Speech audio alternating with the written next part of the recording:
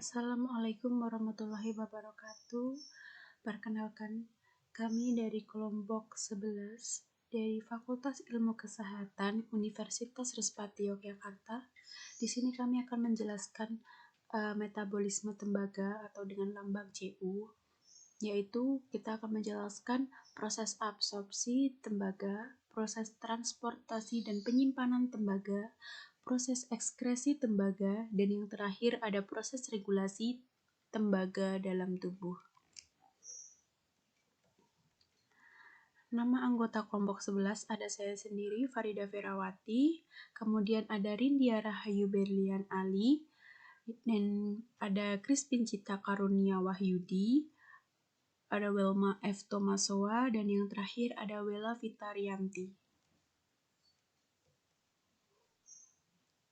Di sini saya Farida Ferawati akan menjelaskan seputaran tembaga. Tembaga atau biasanya disebut CU sangat penting dalam metabolisme, dalam pembentukan Hb, dan proses fisiologi di dalam tubuh. Biasanya tembaga ditemukan pada protein plasma, seperti seruloplasmin yang berperan dalam pembebasan besi dari sel ke plasma.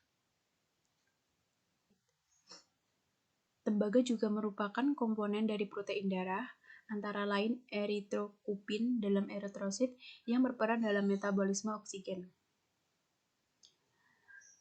Selain itu, tembaga juga merupakan bagian dari enzim dalam jaringan, berperan dalam aktivitas enzim pernafasan sebagai kofaktor bagi enzim tironase dan sitokrom oksidase.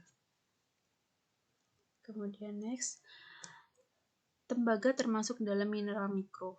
Mineral mikro merupakan kelompok mineral yang dibutuhkan oleh tubuh, namun dalam jumlah yang sedikit.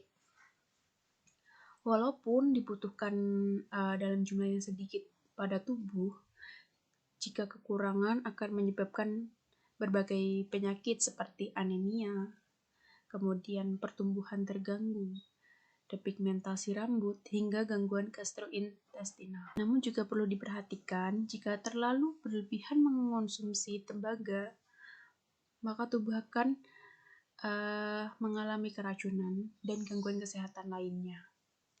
Biasanya terlalu berlebihan mengonsumsi suplemen makanan itu akan menyebabkan berlebihannya jumlah tembaga di dalam tubuh.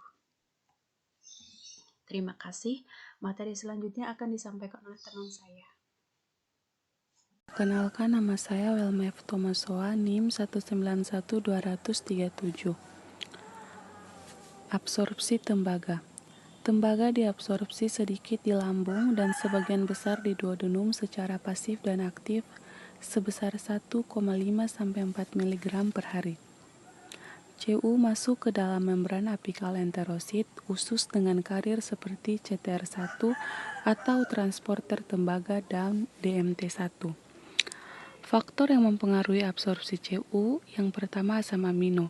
Di dalam asam amino terdapat yang pertama histidin, metionin, dan cystein, sulfhydryl glutathione. Yang kedua asam organik. Dalam asam organik terdapat vitamin C, asam sitrat, asam laktat, asam asetat, dan malik yang berikatan ligan. Baiklah, saya akan melanjutkan penjelasan mengenai penghambat absorpsi tembaga dan transport tembaga pada slide 7 dan ke-8. Sebelumnya, nama saya Crispin Cita Karunia Wahyudi. Saya akan menjelaskan pada slide ke-7 dan slide ke-8. Yang slide ke-7 mengenai penghambat absorpsi atau penyerapan tembaga. Apa saja zat-zat yang menghambat tembaga? Beberapa zat yang menghambat penyerapan tembaga antara lain fitat yang dapat ditemukan pada beberapa sumber makanan seperti kacang-kacangan dan juga sereal. Kemudian mineral lain diketahui juga bisa menghambat penyerapan tembaga, seperti contohnya zinc, besi, kalsium, dan fosfor. Karena selain dari makanan, beberapa mikromineral dalam bentuk suplemen dapat mempengaruhi absorpsi atau penyerapan tembaga. Misalnya zinc. Jika jumlahnya zinc ini di atas 40 atau sama dengan 40 mg, maka zinc ini bisa mengganggu penyerapan dan juga dapat mempengaruhi status tembaga dalam tubuh kita. Kemudian slide ke-8 mengenai transport tembaga. Tembaga yang ditransport ke hati menggunakan bantuan alat angkut berupa albumin dan transkoprein. Lalu tembaga akan disatukan ke dalam protein sel termasuk enzim. Tetapi sebagian besar tembaga akan dilepas dari membran basolateral sel usus ke dalam portal darah. Kemudian simpanan tembaga dalam hati akan berupa metalothionein atau seruloplasmin yang selanjutnya akan diangkut ke seluruh tubuh oleh seruloplasmin dan juga transkoprein. Materi selanjutnya akan dilanjutkan oleh teman sekelompok saya. Terima kasih.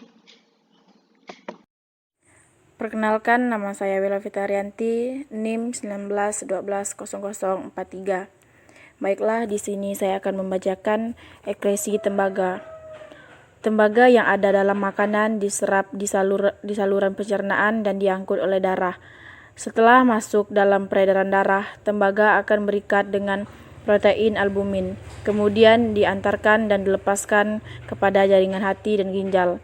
Lalu berikatan dengan protein membentuk enzim-enzim, terutama keruplasmin yang mengandung 90-94% tembaga dari total kandungan tembaga dalam tubuh.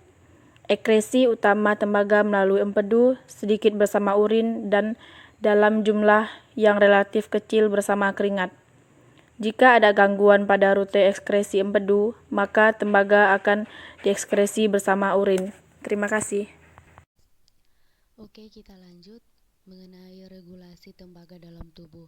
Tembaga diserap, diangkut, didistribusikan, disimpan, dan dieskresikan dalam tubuh sesuai dengan proses homeostatis kompleks yang memastikan pasokan mikronutrien yang konstan dan mencukupi sekaligus menghindari kadar berlebih. Jika jumlah tembaga yang tertelan dalam waktu singkat tidak mencukupi, jumlah tembaga di hati akan habis. Jika penipisan ini berlanjut, kondisi kekurangan kesehatan tembaga dapat berkembang. Jika terlalu banyak tembaga yang tertelan, maka kondisi berlebihan akan terjadi. Kedua kondisi ini, kekurangan dan kelebihan, dapat menyebabkan cedera jaringan dan penyakit. Namun karena regulasi homeostatis tubuh manusia mampu menyeimbangkan berbagai asupan tembaga untuk kebutuhan individu yang sehat. Oke, kita lanjut mengenai sumber tembaga. Sumber tembaga itu apa saja sih? Yuk kita simak. Yang pertama itu terdapat di tiram sebesar 5,71 mg per 100 gram. Yang kedua, jamur 0,9 gram per 100 gram. Alpukat 0,19 mg per 100 gram. Keju 0,73 mg per 100 gram. Tempe 0,56 mg per 100 gram. Itu yang bisa saya jelaskan. Kita masuk di slide terakhir. Kami dari kelompok mengucapkan banyak terima kasih atas teman-teman yang sudah mau menyimak, dan terima kasih juga atas waktu yang sudah diberikan. Kami dari kelompok meminta maaf jika dalam penjelasan kami belum jelas. Biarlah apa yang kami jelaskan bisa bermanfaat untuk kita semua. Sekian dari kelompok kami ucapkan terima kasih.